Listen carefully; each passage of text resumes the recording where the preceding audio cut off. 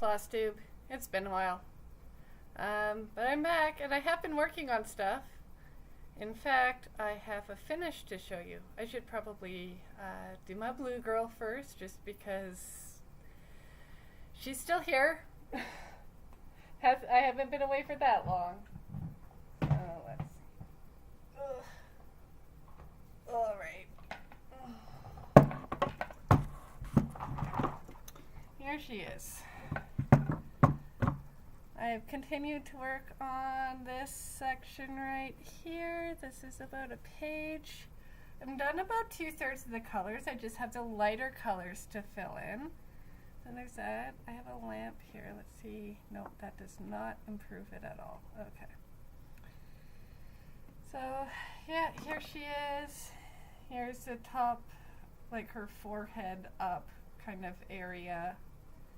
I don't really want to unroll her right now. When I finish the page, I think I will.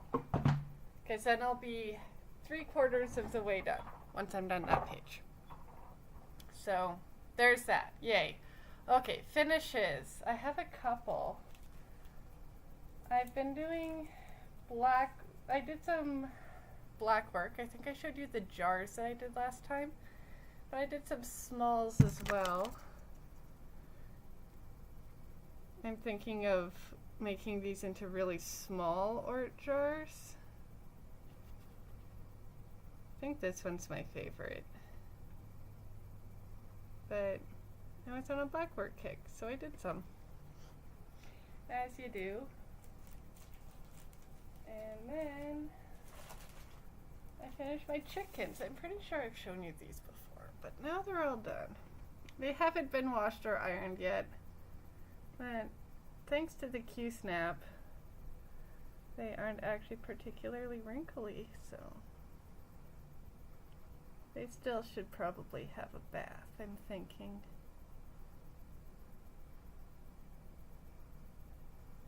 So they're all done. There they are all together. I'm probably just going to frame these myself. I haven't been out looking for a frame yet. Oh, I'm going to sneeze. Excuse me. I haven't looked for a frame yet. I might do that today. My daughter is at her day home today, so I'm getting a bit of time off.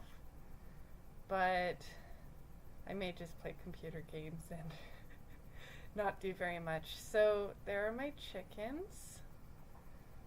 Okay, and then I wanted to show you a project that my husband has been doing for me. He's joined a maker space in town, and where he has access to, oops, I'm dropping stuff, where he has access to a laser cutter. And so I asked him if he wanted to make me some thread sorters. So he did. These two were just made out of scrap plastic that he had around, which is why they're transparent. Try to hold my hand up here. They're all numbered with a big hole in the middle, which I didn't ask him to do that, but he decided it would be a good idea. So he can etch like basically anything you can design on here. And so this one has, how many holes? This one has 17 holes. And then he made a flat one,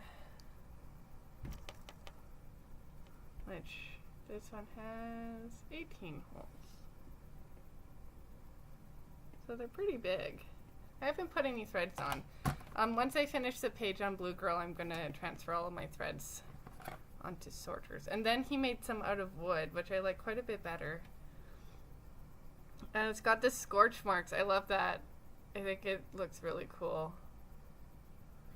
And he did one in the circle too.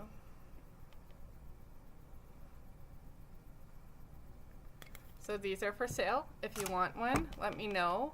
We haven't figured out the prices yet, but it won't be, I think they'd probably be under 10 bucks. Like, they're not that labor intensive to make. We're working on ones with like our logo and stuff, because we are slowly working along at putting together an Etsy store. Like, the plan is that the store will actually support, like, doing craft sales rather than vice versa, because I don't want to do a lot of the marketing and stuff that people seem to need to do to have successful Etsy stores. I'm just going to do some Christmas markets and see how that goes, basically. So we're going to be selling these with our logo. Well, maybe we'll put it on the other side. I don't know. And we can also, we've been designing to have a bunch of small holes around these round ones so that you can have a cross stitch design, and then I'd, you know, make a little chart and we could sell those as kits. So yeah, that's what we've been working on. Not much else to report here. So it's been very hot where I live, which makes it so I don't really want to stitch because my hands get all sweaty and I don't want the sweat to get all over my project. I'm sure you know how it goes. But it is not typically this hot. Like, it's been in the high 20s, low 30s Celsius. Like, more often than not, which is really unusual for where I live. Usually we get like a few days in the summer that's this hot, not weeks. It's really strange. So I haven't been stitching that much, but I have been doing a little bit. I've also been doing some Métis finger weaving. Do you want to see that? I showed you guys, or ladies, or gentlemen, or whatever, when I first learned how to do it, and I was using like fairly thick wool, but now I'm using like craft string. It's meant for making friendship bracelets, but my mom is a weaver with a loom, and she recommended that I get some of this because the string is cheap. So here it is. It's really simple, but it's, and here's this string. It's kind of like pearl cotton, but you know. And I should have done my nails before I did this. Kind of like pearl cotton, but of lower quality. But it's perfect for this. So here it is. I kind of line it up on. I'm planning to put this on the neck of my medieval dress. I was planning to wear that to the Brooks Medieval Fair, which is an awesome event in Alberta where they have jousting, among other things. One of my friends is a jouster, so. But I'm going to be out of town. I just realized that today. I'm really bummed. I'm going to be in beautiful BC, Nelson, with my friend and her family. And I've been looking forward to that trip a ton. Like, I'm still happy we're going, but I don't have an event to wear that dress to.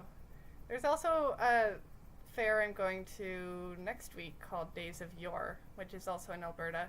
And it's like a multi-era historical fair. Like, they have the medieval stuff, and they have Vikings, and they have like settlers and Civil War. And, I mean, Civil War isn't super popular to reenact in Canada for obvious reasons, but I love the costumes, and I have a Civil War gown, so I was planning to wear it unless it's like 30 degrees, in which case I won't.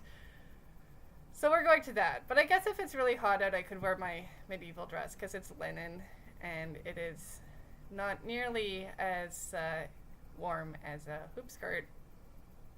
So we'll see. I'll keep you guys updated. I'll try to take pictures when I go, if you are interested. So yeah, that's pretty much it. Don't have much else to say. How's the weather where you are?